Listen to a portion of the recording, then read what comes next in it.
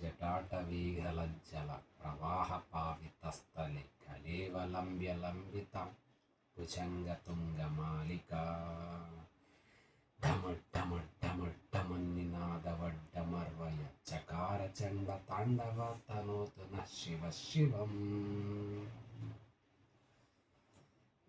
సడన్గా రావణాష్టకంలోకి ఎందుకు వచ్చామని చెప్పేసి చూస్తున్నారు. రీసెంట్గా కిష్కింధపురి అని చెప్పేసి సినిమా చూశాను, బెల్లంకొండ శ్రీనివాస్ది. దాంట్లో సినిమా చూస్తుంటే ఒక ఇంట్రెస్టింగ్ థింగ్ తెలిసింది. సినిమా అంతా ఒక గోస్ట్ రిలేటెడ్గా రన్ అవుతూ ఉంటుంది. కొన్ని సీన్స్ జరిగిపోయిన తర్వాత సినిమా ఆల్మోస్ట్ ఇంటర్వెల్ సీన్ టైంలో అప్పటిదాకా గోస్ట్ని ఒక లేడీగా చూపించేసేసి, లేడీ కాదు ఒక జెంట్ అని చెప్పేసి చెప్తారు. ఇదేంటిది, జెంట్ని అడ్డం పెట్టిన లేడీని అడ్డం పెట్టుకొని ఒక జెంట్ గోస్ట్ లాగా ఉంది అని చెప్పేసి సమ్ ట్విస్ట్ ఒకటి ఉంటుంది.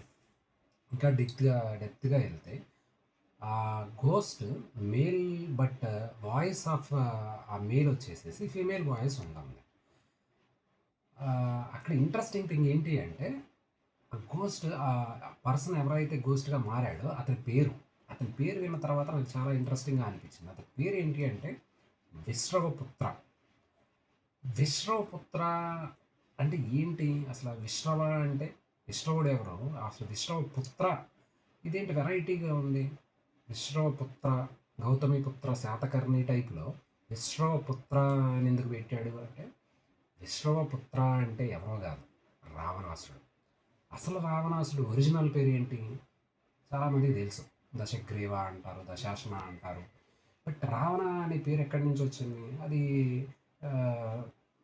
శివుడి కైలాసాన్ని ఎత్తడానికి ట్రై చేసినప్పుడు, శివుడి బొట్టనవేలుతో కైలాసాన్ని నొక్కినప్పుడు రావణాసుడు పెట్టిన అరుపుల వల్ల రావణ అనే పేరు వచ్చింది. అది మనందరికీ తెలిసిందే. కానీ ఇక్కడ విశ్రవ ఎవరు, అసలు విశ్రవపుత్రుడు ఎవరు, ఈ రావణాసుడి జన్మ రహస్యం, జన్మ వృత్తాంతం ఎంతమందికి తెలుసు? చాలా తక్కువ మందికి తెలుసు అని నేను అనుకుంటున్నాను.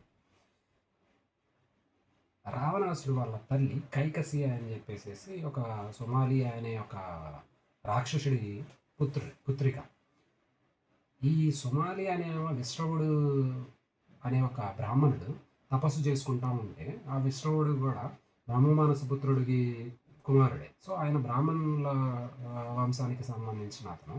ఈయన తపస్సు చేసుకుంటుంటే కైకసియ అనే ఆవిడ ఈయనని మోహించేసేసి ఈయనతో 4 పిల్లల్ని అంటాం.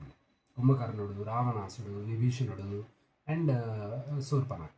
వీళ్ళల్లో అందరికంటే డేంజరస్ అండ్ పవర్ఫుల్ పర్సన్ ఈ రావణాసుడు. ఆ రావణాసుడి పేరుని విశ్రవుడి గురించి కూడా మనల్ని తెలుసుకునేలాగా ఆ కిష్కింధపురి అనే మూవీలో విశ్రవపుత్ర అనే విలన్ పేరు పెట్టడం నాకు చాలా బాగా అనిపించింది. అండ్ ఇంకా డీటెయిల్డ్గా వెళ్ళిపోతే, ఇక్కడ విశ్రవపుత్ర అనే క్యారెక్టర్ వాళ్ళ మదర్ని కూడా దాంట్లో సినిమాలో ఇన్వాల్వ్ చేస్తాడు.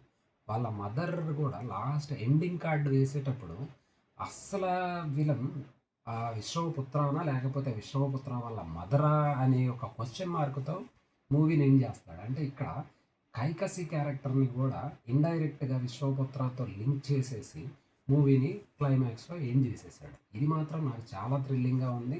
ఈ విషయం ఎంతమందికి తెలుసు, అసలు రావణాసుడి జన్మ వృత్తాంతం ఎంతమందికి తెలుసు?